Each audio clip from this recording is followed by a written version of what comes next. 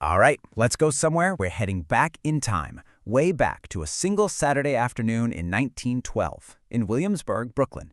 And we're going to see it all through the eyes of an 11-year-old girl, Francie Nolan. For her, Saturdays are pure magic. And the heart of that magic, it's in a very, very specific place. And this quote, wow, it gets right to the heart of everything. Because for Francie, that magical place isn't some grand cathedral. Nope, it's the shabby local library. To her, it's a sacred space, a place of reverence and beauty that feels just as holy, if not more so, than any church. So what is it about this simple library that's so profound for a little girl?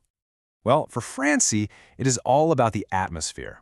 I mean, she actually preferred the smell of old, worn leather bindings, library paste, and that freshly inked stamping pad.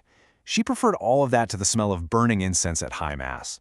This isn't just a place to get books for her. It's a whole sensory experience that feels more real and, more comforting than any formal religion. And get this, her devotion is just absolute. Francie genuinely believes that all the books in the entire world are right here, in this one library. And so she's decided she's going to read every single one of them. Not just the fun ones, all of them. And she's going to do it in alphabetical order. It's this incredible, almost impossible goal that just shows you how deep her love for reading really goes. And you've got to admire her determination. She's so methodical about it. One book a day, starting with Abbott, and now she's kind of stuck in the B's. Can you imagine being 11 and forcing yourself to read a whole book about Byzantine architecture just to stay on schedule? This isn't just a hobby for her, it's a discipline. It's like a personal quest to consume the entire world through words. But Francie doesn't just find stories in the library. She finds inspiration for the life she actually wants to build for herself. And it all centers on these small, beautiful details that she notices. Details that are in such stark contrast to the actual human beings she has to deal with there. Think about this. It's just a simple jug of flowers on the librarian's desk. But for Francie, it's a total revelation. This tiny splash of color, the red, yellow, gold, and ivory white, it's so powerful it literally gives her a head pain. And right then and there, she vows that when she grows up, her home will have exactly this kind of simple, deliberate beauty in it. And here's where you see this kind of tragic irony of Francie's little haven. She sees that desk as a perfect symbol of order and what she wants in life. The clean blotter, the sharp pencils, that bowl of flowers. But the person who presides over this little paradise, the librarian, she's cold, she's indifferent. She never bothers to learn Francie's name, never cracks a smile, and honestly seems to resent the very children the library is supposed to serve. So after navigating that public sanctuary of the library, Francie takes her treasures, a book for Sunday and a special one just for Saturday, and she retreats. She goes to her own private magical world, a place she builds all for herself, right outside her third-floor window. And this isn't just reading. This is a full-blown ritual. She doesn't just go out there, she prepares her sanctuary with such care. There is the rug, the pillow, the little bowl of peppermint wafers, a glass of cool water. Every single step is deliberate, transforming this rusty old fire escape into what feels like a house up in the trees.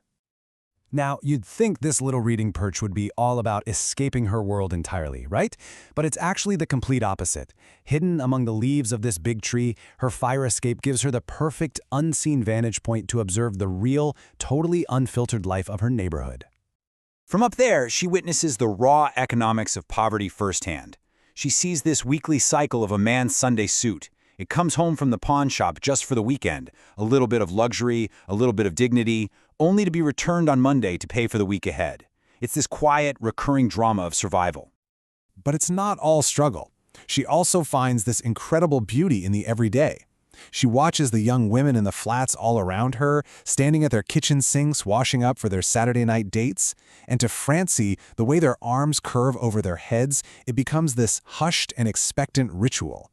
It's another moment of quiet, shared beauty. And she gets this front row seat to the whole complicated dance of human nature. She watches a man named Frank gently washing Bob the horse, just a picture of quiet friendship.